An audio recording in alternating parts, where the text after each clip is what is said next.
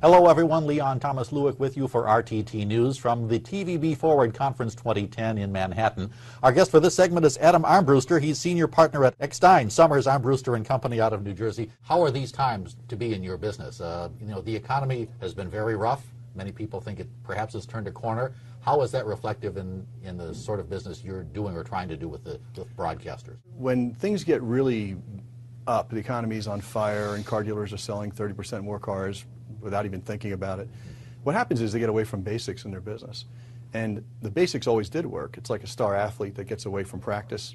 Their performance suffers. While during go-go economies, their habits get sloppy and they don't realize it until the economy turns off. Our firm has always been built on very fundamental, pragmatic use of television and the internet. And it's result-driven. So right now, it's kind of very sexy to be able to walk in and get results for someone. Because right now they're flailing. They're spending a lot of money, probably more than ever. Is that necessarily good news for the broadcasters as well in terms of monetization, revenue? It is if they embrace the responsibility to do this. If you don't embrace the responsibility, you'll ride the market up and down and you'll have a little bit of a seesaw in your career. What was your message to the TVB audience today that you addressed? The message we tried to bring was there's three big issues to think about when you're talking to car dealers specifically. The dealers have to think in a much bigger footprint physically, like geographically. The old days it was talking about, cable TV and direct mail to your neighborhoods, and the business has become regional, or in some cases national. There are some national dealers. That's a trend. Also, the timing of the message, we've broken, we think, a little bit of a code on how to market to buyers as they're actually on dealership websites talking to dealers, and television is the perfect application for that because it's live media, high reach, low cost per thousand. You've sort of touched upon my follow-up question. There is the traditional broadcast market, and then there's the, let's call it ancillary broadcast market, websites, online, even mobile. To what degree are they interdependent, and is one just as important as the other? It sounds as if they are. Well, the dealership is so dependent on their website because that's become, if you remember back when they used to run these big double truck print ads, sure, that was their ad. And now today we believe the dealership website is the print ad because about 90% of consumers will go to that page before they make the phone call to the dealer. So that has to function like a print ad used to. Problem is most dealers still have very generic websites that don't say anything. It is the ultimate marketing tool if you really embrace that. So mobile is catching on. Live chat is definitely caught on with the smart dealers. But remember, 10 years ago, internet leads were a small part of the buying population.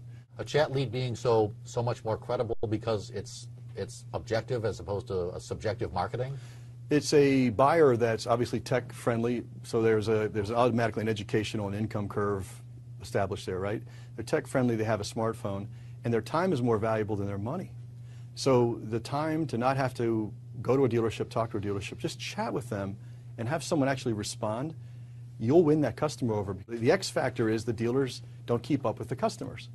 Right. So we study the customer and bring those trends to the dealer. And that touches on another of my next questions. I mean, for broadcasters, the question has been how quickly have they embraced digital technology to increase their audience?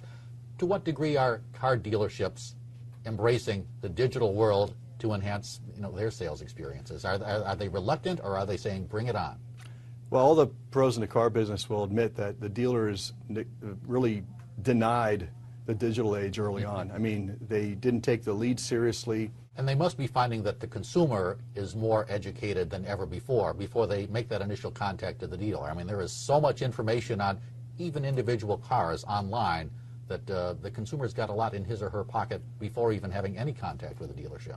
Is that a good thing or a bad thing for the dealer? It's both, because the customer never had more information, right, but the customer now has never been more confused. Because you get, say you go to kellybluebook.com and you get an evaluation on your used trade, right? Well, that website will say it's worth $19,000. Then you go to another website, it's worth $23,000. Another one. So now you've got 5 reports. You're going into the dealer saying which one's right, hoping the high number is the right one. Sure.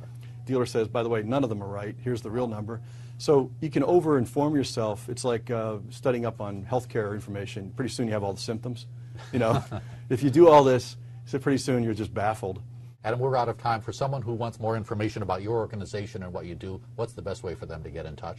Our website's ESA&Company.com. ESA&Company.com. Thanks an awful lot for spending a little time with us. Total delight. Great to meet you. That's Adam Armbruster. He's senior partner at Eckstein, Summers, and Armbruster and Company out of New Jersey. Coming to you from the TVB Forward Conference 2010, I'm Leon Thomas Lewick for RTT News.